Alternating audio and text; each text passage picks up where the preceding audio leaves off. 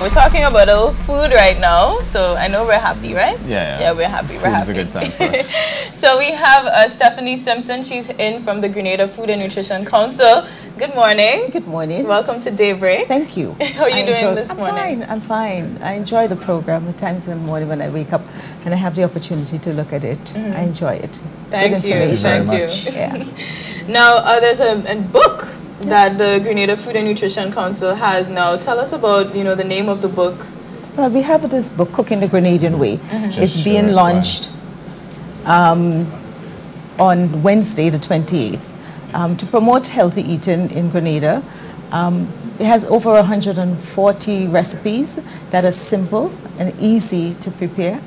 And one of the objectives is to have persons to increase the consumption of our local food, just by preparing it in a different way. So the recipes are very, very simple to follow. Right. And what sort of research went into this? Is it a matter of everybody just knew what it was because we're all Grenadians and we know how to cook? Or? Yeah.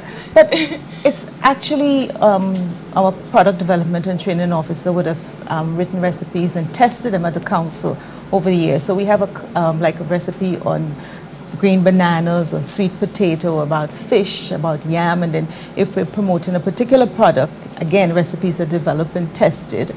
And then what the board decided, well, okay, let's put all of it together so that instead of getting one individual book on green bananas or sweet potato, you can have a combination of all of those recipes in one book, hence the Grenadian, Cooking the Grenadian Way. When you say tested, what does that mean? That we come and taste it? Because we would love to be tested we do upon, have tasting it, but what happens, she would write the recipe and then prepare everything and then see how it comes out and have it tasted and see, and then adjust accordingly. So the amount of baking powder or maybe the amount of flour or sugar. And then when you taste it at the end, well, hey, too much sugar or too much baking powder or not enough this. And then she would adjust it accordingly. Okay, nice. Okay. And the book is really targeted at Grenadians. Well, yes, for Grenadians, but the thing about it is that anyone can use it. So if you want, you can give it as a gift to someone who lives abroad.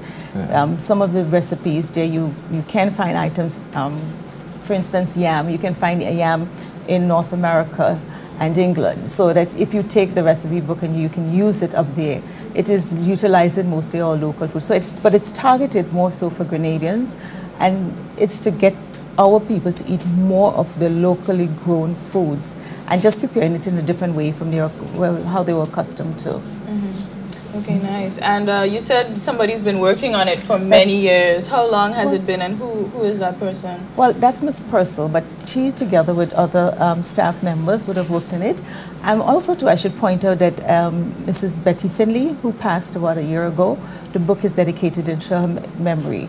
So, I mean, she has also worked on it. I think the foreword is it's there. It's written by her, and all of this was done previous to her death. Wow, yeah. Of course, lovely. And you said that it's more so local products, local methods as well, in terms of preparing food? The ingredients are local ingredients, and it's anything that you can go to any supermarket and purchase. Sometimes you get recipe books that are foreign and you see the ingredients there and you really can't find it around. So for instance, you have yam and cheese pie. And that recipe, 2 pounds of cooked yam, 2 ounces of margarine, half a cup of milk, cheese, mustard, breadcrumbs. And you mash the yam and you add all of it together and you sprinkle the breadcrumbs and you bake it.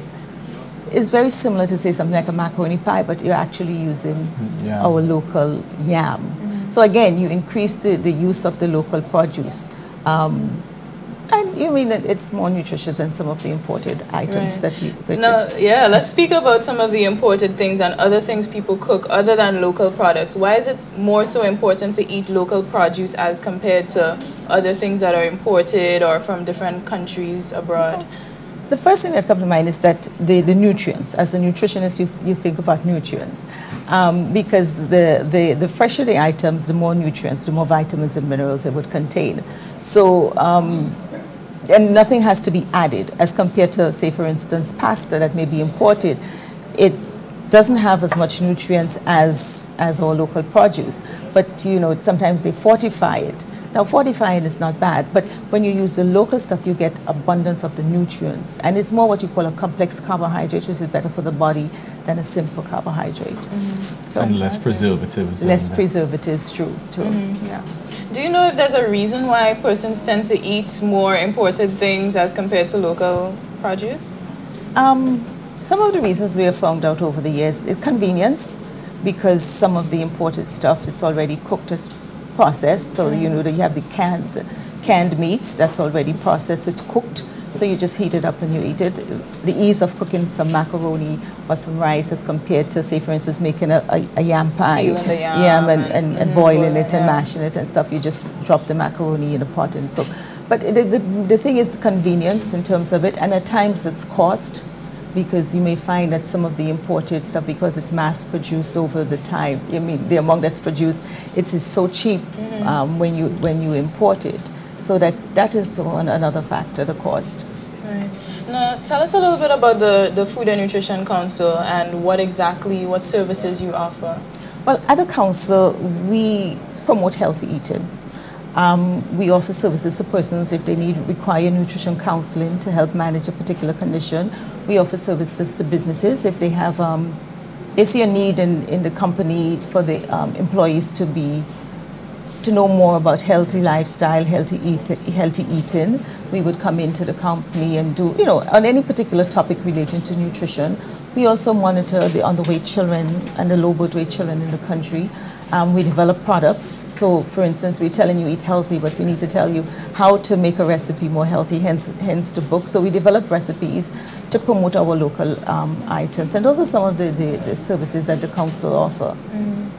So it's all about getting to promote healthy eating and focus also too on the vulnerable persons in our community, especially our women and children. So that is basically some of the work that the council is doing.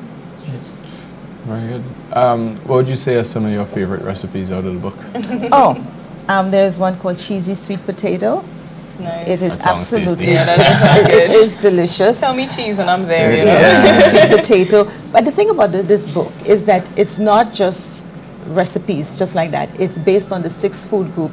So you have the 6 food groups, the staples, legumes, fats and oils, food from animals and stuff like that.